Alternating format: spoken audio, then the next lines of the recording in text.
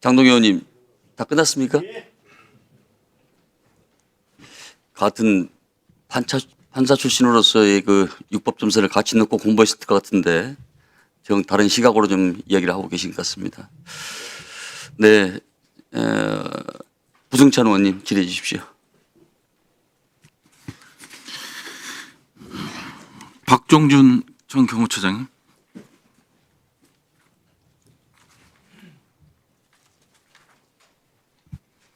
네.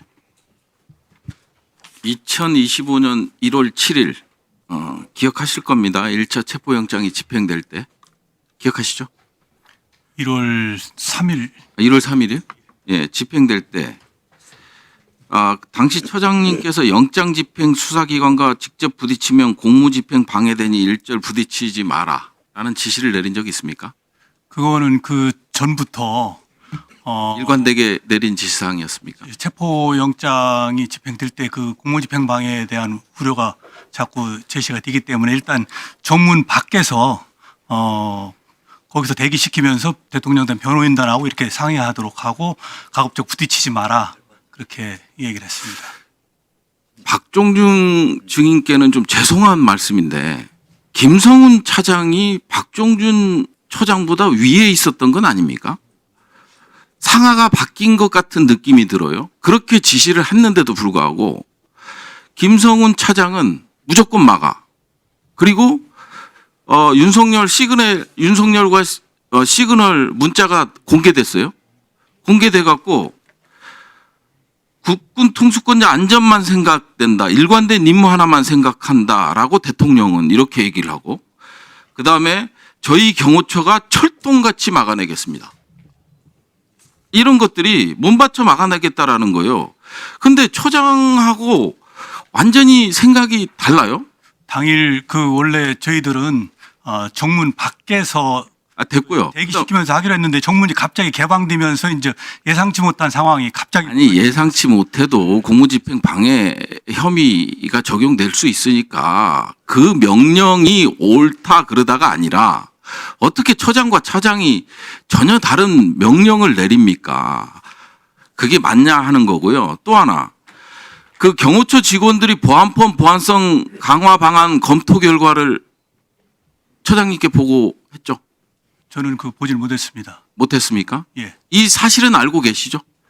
그 내용에 대해서 그 어간에 대해서 그 어간 그때 그 주변에서는 그 내용을 제가 파악을 못했습니다. 형법 제155조 증거인멸 소지가 있어서 명령을 불이행한다는 내용입니다. 그 문제는 이미 그 비상계엄 후에 국수본에서 저희 경호처에 증거 보존을 철저히 해달라는 그런 공문이 왔고 거기에 따라서 제가 그 공문에 충실하게 증거 보존을 잘 하라고 제가 이미 지시를 한 바가 있습니다. 그러니까 처장님 같은 경우는 어찌 됐든 그때 당시만 하더라도 경호처장이었잖아요. 네, 그렇습니다. 처장의 신분으로서 차장에게 휘둘려요. 이런 것들이 처장의 입장에서 봤을 때는 경호처 직원들의 안위부터 시작을 해서 공정한 법 집행 이런 것들이 있잖아요. 그런데 이제 증거인멸을 시도해요. 시도하다 보니까 경호처 직원들이 이런 항의 문건을 만들어서 보고를 해요.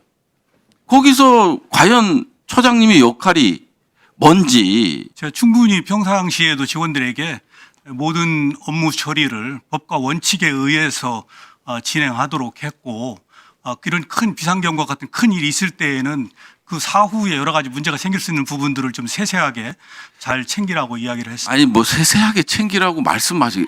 제가 처장님을 보고 있거나 이제 말투를 보면 정말 인자하시고 단호함이 안 보이세요. 지금 김성훈 차장은 특수공무 집행방해, 증거인멸 그리고 직권남용 이런 혐의들이 있어요. 그래서 이제 구속영장이 물론 기각이 되고는 있지만 세 차례나 이런 것들이 있는데도 불구하고 경호처장이 과연 그 역할을 했나 하는 데에 대해서 의구심을 좀 갖는다. 뭐 이제 다 지나간 얘기긴 하지만 어떻게 경호처가 이게 완전히 당나라 경호처가 돼버리는 이런 상황이 발생하고 어떻게 위헌적 행위를 한 대통령을 수사하겠다고 경호차장이라는 사람이 목숨 걸고 서버 이게 훼손을 조장하고 그리고 경호처 직원들이 일을 막고 문건을 만들어서 보고하고 이런 일이 대통령실에서 일어나냐 이거예요. 죄송하지만 저도 나름대로 어쨌든 경호처장으로서의 역할을 했고 또 그에 따라서 지금 수사를 받고 있습니다. 알겠습니다. 감사합니다. 들어가 주시고요. 자, 시간 멈춰주세요. 윤인대 차관보 계십니까?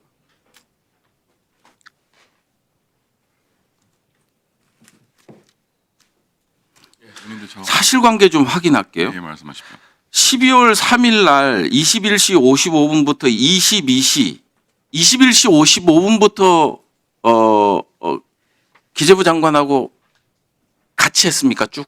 아닙니다. 저는 기재부 부총리 만나 뵌 거는 11시 한 30분 경이었습니다. 11시 30분요? 네.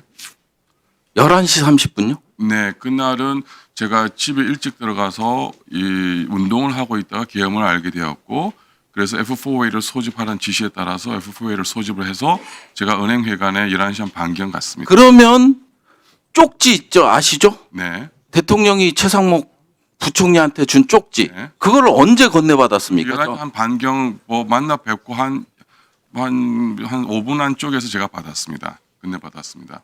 그러면 F4 회의 네. 중에 받았다는 11시 5분요? 회의 시작은 11시 40분이었고요. 회의 시작이 22시 40분 아니 23시 40분에 회의가 시작이 됐습니다. 23시 40분. 네. 그러면 1급 회의는 언제 시작했어요?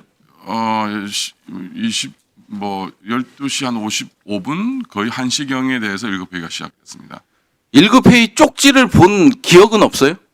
내용을? 그러니까 제가 본 거는 11시 한 반경 그날 밤 건네받고 일단 제가 밖에 나와서 제가 잠깐 봤던 거였습니다. 그 자리에서. 그러니까 밖에 나와서 회의가 그거를 있어서.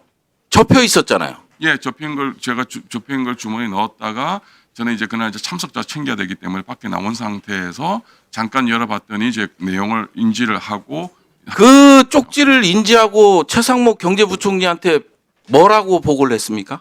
근데 그 당시는 저희는 이제 뭐 환율 급등, F4A를 통해 가지고 환율 안정 메시지 발신 이런 것들이 너무 급박한 상황이라서 저는 이제 그걸 본 순간에는 이게 내 소관이 아닌다 정도만 인식을 가지고 아니, 그거를 제가 어떻게 처리할 생각 못 했던 거죠. 아니 생각을 해보세요. 네. 예비비를 조속한 시일 내에 충분히 확보하고 보고할 것. 그 다음에 국회 관련 각종 보조금, 지원금, 각종 임금 등 현재 운영 중인 자금 포함 완전 차단할 것. 국가 비상 입학 네, 마무리해 주세요. 예. 국가 비상 입법 기구 관련 예산을 편성할 것. 차관보시잖아요. 네. 이런 쪽지 내용을 확인하고도 경제부총리한테 보고를 안 합니까? 아니요. 경제부총리가 혹시 다 알고 있는 내용 아니었어요? 다시 한번 말씀드리지만 제 담당은 아니었고요. 예비비 이런 부분들이 저는 그 당시 F4A에서 환율이 급등하는 상황이었고 긴급하게 또 윗분들 모셨기 때문에 자, 그러면 얘는 가지고 최상목 있었습니다. 부총리는 윤석열 대통령한테 네. 옆에 실무자를 통해서 받았다고 했고 네.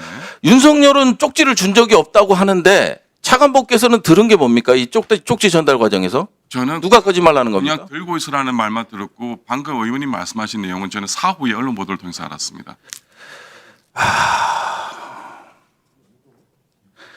저 총리님께 딱 한 가지만 됐습니다. 한 가지만 여쭙겠습니다. 비상입법기구 설치와 관련돼서 총리의 입장에서 알고 계셨습니까 당시에? 전혀 몰랐습니다. 전혀 몰랐습니다. 알겠습니다. 네, 강선영 의원 질의해 주세요. 님,